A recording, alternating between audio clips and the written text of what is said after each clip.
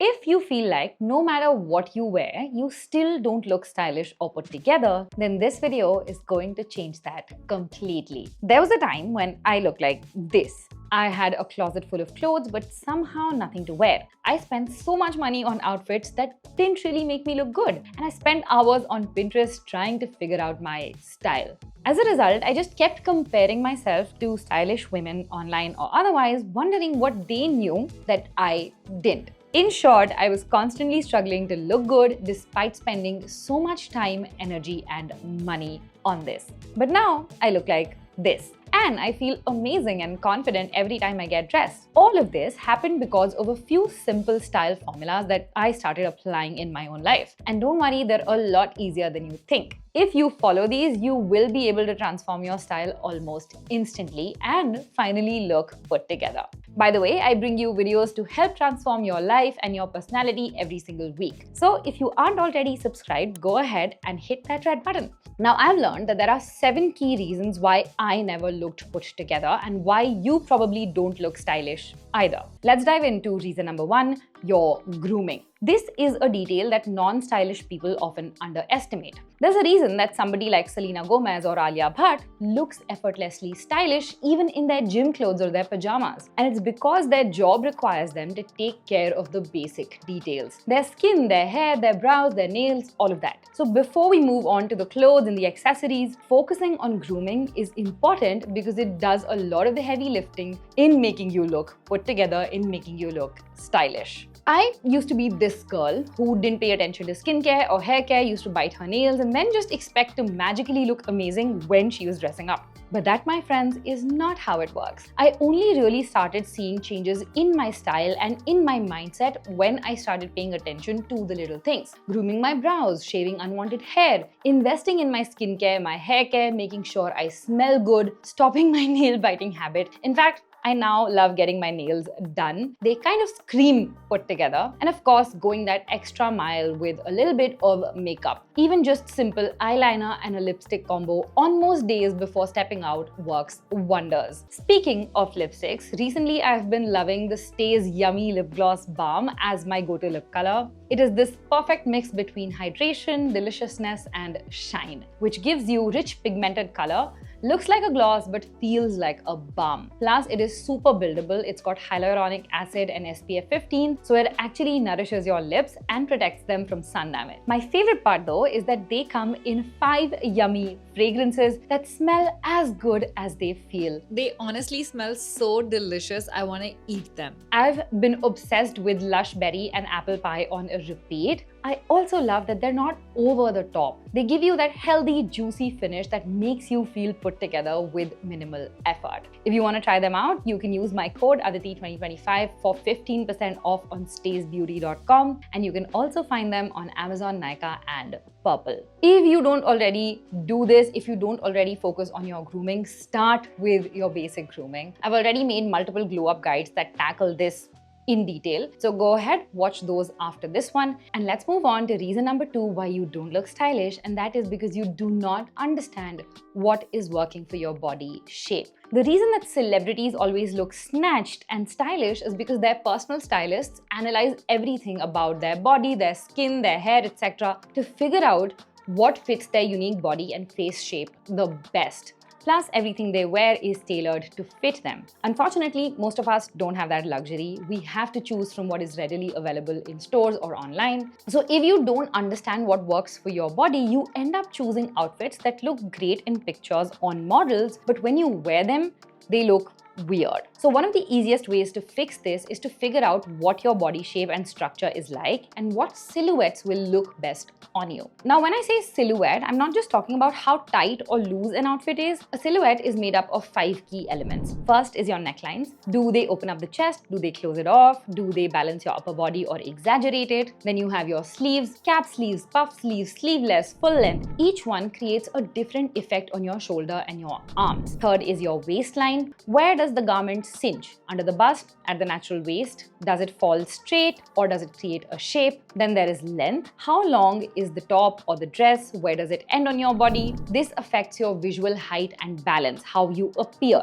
And finally, there is volume placement. Is the outfit creating volume on top, like ruffles or shoulder pads, or is it creating more volume on the bottom, like flared pants or tiered skirts? This can make or break your proportions. So how do you figure out all these 5 elements for yourself? You start by understanding your body shape and your proportions, and for this you can simply use ChatGPT. I've shared the prompt in the description on how to figure this out. You can either upload photos of yourself or you can share your measurements, and ChatGPT will analyze it and tell you what your body shape and proportions are. I, for instance, have an apple-shaped body with a slight hourglass look, and my legs are longer than my torso. So once I understood this, I did additional research on what silhouettes will look good on this body shape. Again, you can simply ask ChatGPT and you'll get a pretty good idea. And then it will take some trial and error to figure out what is your best outfit combination, what are your go-to silhouettes. Just remember that the goal with silhouettes is to create visual balance, which means that if you have more volume in one part of your body, you create balance by reducing volume in that area through clothing and then increasing volume in other areas of your body,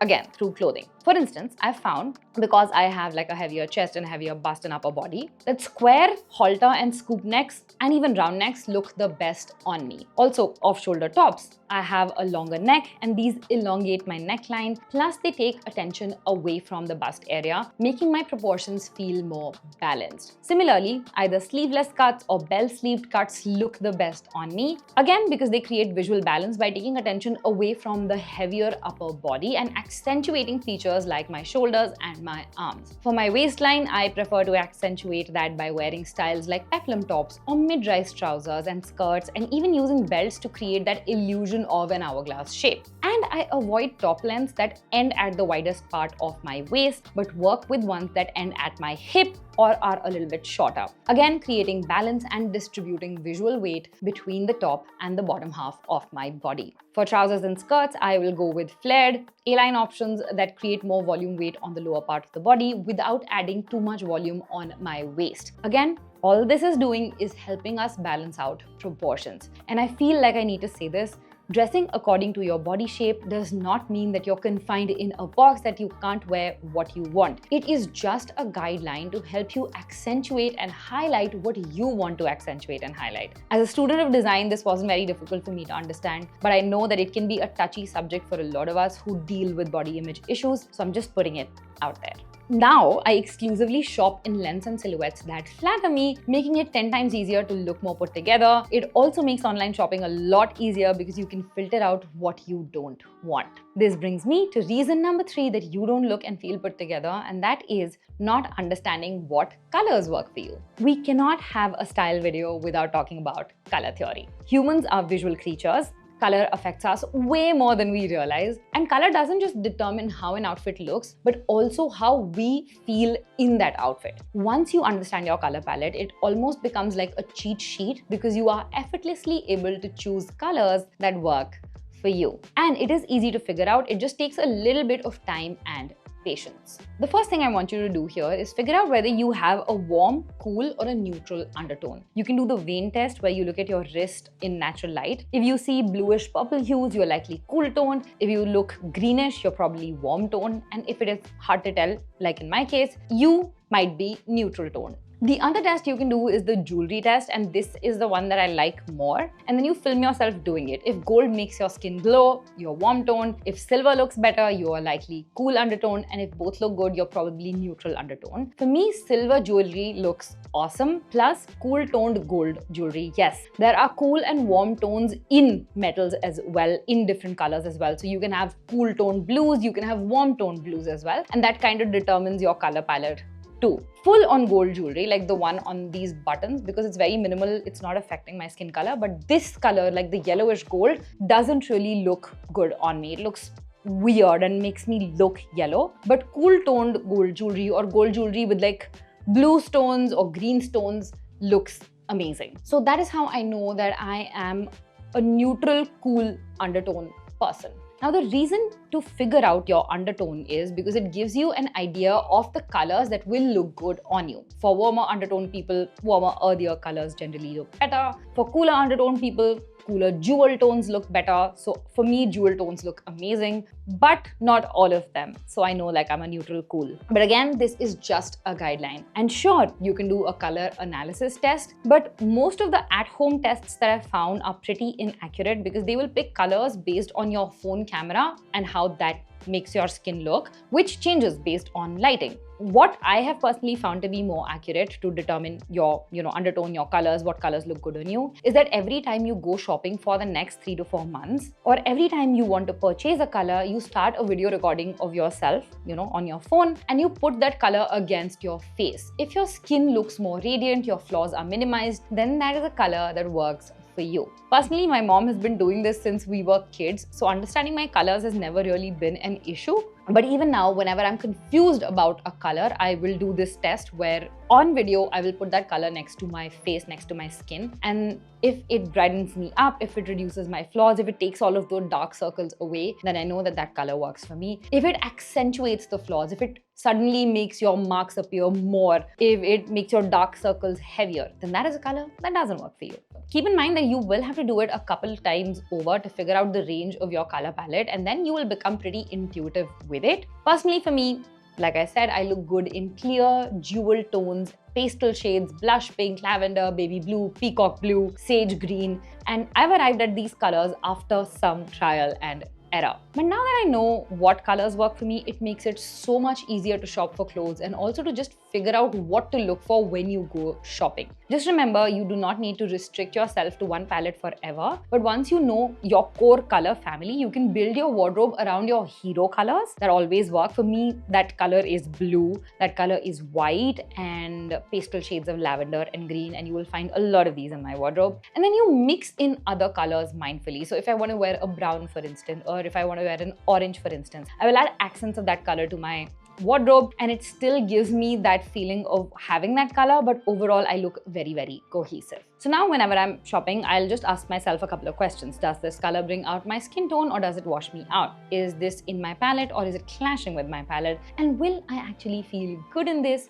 or am I just forcing it because it's on trend? This brings me to reason number 4 why you're probably not looking stylish, and that is you do not know your style goal. Before I started dressing like I dress now, I was very random with my outfit choices. I would buy whatever looked cute on my friends or whatever was trending. I kept jumping between aesthetic moods. I was clean girl one day, edgy streetwear girl next day, boho the third day. And as a result, every time I had to put on an outfit, I struggled. It was a huge mental load. And all of that changed when I started shopping with a goal in mind, and in general having a goal for my personal style. What does this mean exactly? It means getting clear on what you want your wardrobe to say about you and what kind of message you want to send through your appearance. And how exactly do you do this? Firstly, I would say by understanding your lifestyle. What do you spend most of your time doing? Are you a corporate girly? Are you a college girly? Most of my time, for instance, is spent working from home and filming content multiple times in a week.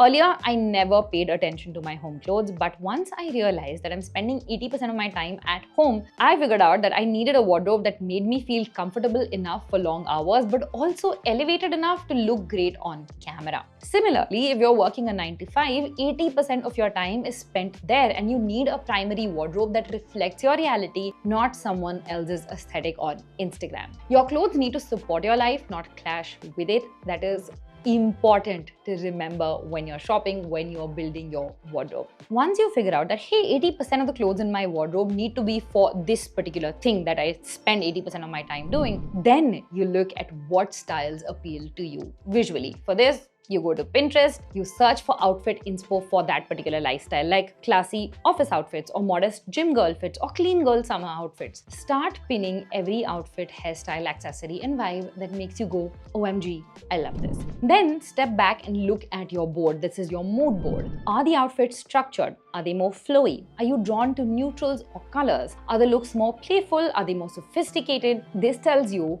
what you naturally gravitate towards. And that becomes your visual foundation and sort of this guide when you go shopping. Over time, it will become very intuitive and you'll find that your wardrobe starts to click because everything is going in this one direction. Now, speaking of direction, reason number 5 why you don't look stylish or put together is because you have a mismatched wardrobe. And this is perhaps one of the biggest reasons you're not looking put together. Your wardrobe has no cohesion. With styling, you have to remember that while the pieces and silhouettes have to go with your body shape, your skin tone, they also need to go with each other. This, of course, doesn't stand true for everything in your closet, but it does stand true for most. And it is because you don't have this, it feels like you have nothing to wear despite having a closet full of clothes. I've personally made this mistake so many times. I bought pieces in isolation, a cute top here, a random dress there, something trending on Instagram, something on sale.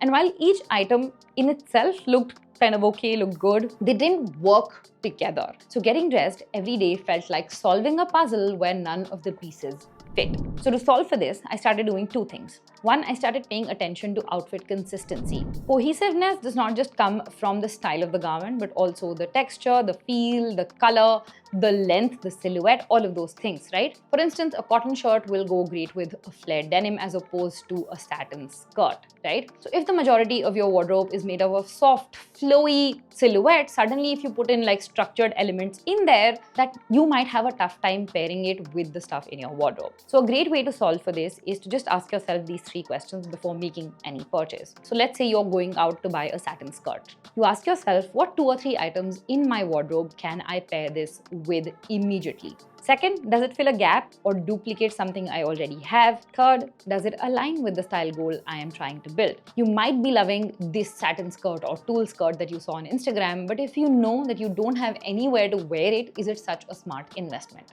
Now, if you have things in your wardrobe that you can immediately pair this, skirt with, that's a great sign that it is worth investing in. But if you don't, it would be a good idea to actually look for something that goes with this skirt so that you can create a complete outfit instead of going home later and then sulking because you don't know what to pair it with. The second thing that I do to help, build a cohesive wardrobe is to create go-to outfits. This actually has changed a lot of things for me. Instead of buying items as standalone pieces, I start thinking of them in terms of building outfit sets. So if I'm buying a top, I will figure out how I can make it a part of a full outfit set. Do I have bottoms that go with this top? Do I have a jacket? Do I have a belt? Do I have accessories? Do I have shoes? Even a bag? This means even if I don't shop for entire sets at one point in time, it is still a go-to outfit with other items in my wardrobe. Now, this doesn't mean that your wardrobe has to be boring or minimal. It just means your pieces need to fit well together. Because when that happens, you always have something to wear that instantly makes you look stylish.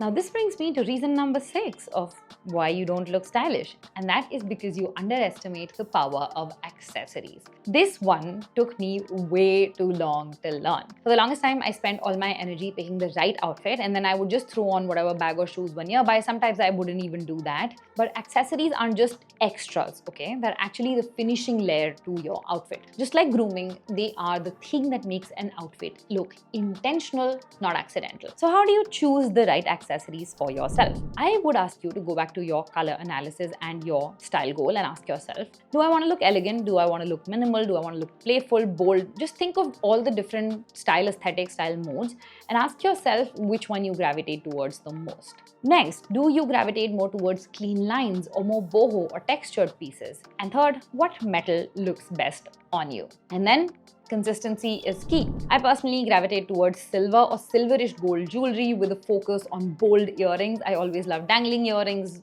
big earrings. They dominate my wardrobe more than any other jewelry item. I also like structured handbags, thick belts, statement flats, and something that can add a pop of color to my outfit. Also, make sure you think about your lifestyle when you are thinking about your accessories, right? If you go to office, your accessories will look different from somebody who goes to college or somebody who works from home like me or somebody who's on camera, all of the time. Another thing that helps is building a capsule accessories wardrobe. Now, I'm not in favor of a capsule wardrobe for your clothes, but for accessories, 100% yes. So here you have a few intentional pieces that go with almost everything you own and it just gives you so many options to work with every time you are getting dressed. So here on screen, I am listing everything I would recommend that you have as a part of your accessories capsule wardrobe. Of course, you can go over and beyond this, but this I think would be the bare minimum that eventually every girl should build up to. We have your jewelry, we have your bags, we have your shoes, we have your belts, all of those things. You can take a screenshot and I'll also list these down in the description so you can take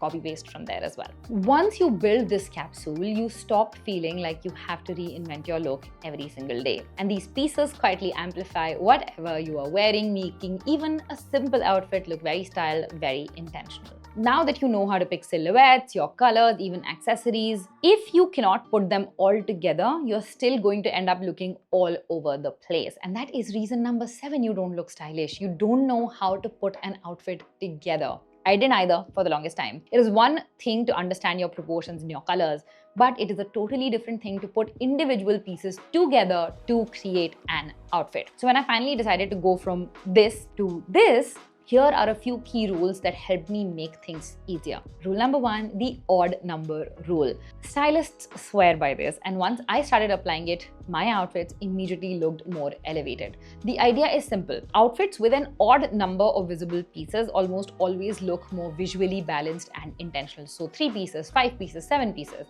It works because it adds dimension and depth to your outfit. It prevents things from looking too matchy-matchy or flat, and odd numbers naturally draw the eye in to create visual interest. Let's break it down, right? So let's say you're wearing a top and a bottom. Those are 2 pieces. That becomes your base. When you add a third piece like a blazer, a scarf, maybe a belt, and suddenly your outfit look feels complete. You can then even go further. So after your belt, you can add a necklace, probably, or earrings. That's 4 pieces, but you want to make it 5, right? So you add a bag and that's 5 pieces, and suddenly your outfit feels more complete. Another way to use this rule is while stacking jewelry as well. So let's say that you want to create a bracelet stack or a layered necklace stack. If you can go in odd number, 3 layers, 5 layers, 7 layers, it will look more visually interesting. The second rule is the statement piece rule. Now this is about creating focus in your outfit. So instead of trying to make each individual item look good, you pick 1 or 2 standout pieces and let everything else support those 2 standout pieces. This ensures that your outfit looks polished and not very busy. For example, let's say that you're wearing a bold printed skirt. In that case, you might want to keep the top neutral and the accessories minimal. And that instantly puts your attention on the skirt and also makes the outfit look cohesive. Another example, let's say you're wearing statement earrings, then you might want to go with a clean neckline and understated makeup to really bring those out. If you're wearing bright shoes or a pop of color bag, you want to keep the rest of the outfit grounded, and that suddenly pulls in focus in one direction and instantly makes you look more cohesive, more put together. This rule basically helps your outfit feel intentional. It gives your look a visual anchor, something the eye knows to focus on, and it's something to help you get started. Once you begin to understand colors in your patterns better, you can combine items to create a statement and it will still look cohesive. And the third rule is the rule of contrast. Your outfit should have contrast in at least one area. Color, texture, shape, to avoid looking very flat or one-dimensional. So a color contrast can look like light plus dark tones like white shirt and navy trousers. A texture contrast can look like pairing a denim or a corduroy trouser with a silk or a satin top or a leather top or a cotton top. A shape contrast will look like fitted tops with wide leg pants or an oversized blazer with a sleek dress. Contrast basically adds visual interest and keeps your outfit from blending into itself. When I finally started looking put together, even on days when I was wearing the simplest of outfits, it came down to one thing only, and that is intentionality. Once you get clear on what you want to communicate with your style, it actually becomes very easy to look put together. And these frameworks that I've just shared with you, these reasons that I've just shared with you, help you along on that journey. Once you start applying them, you will look stylish, you will look put together every single day. I want to know which of these points were the most interesting for you, and make sure you check out this video next because YouTube says you're going to love it, and I'm going to see you girls very, very soon in the next one. Bye!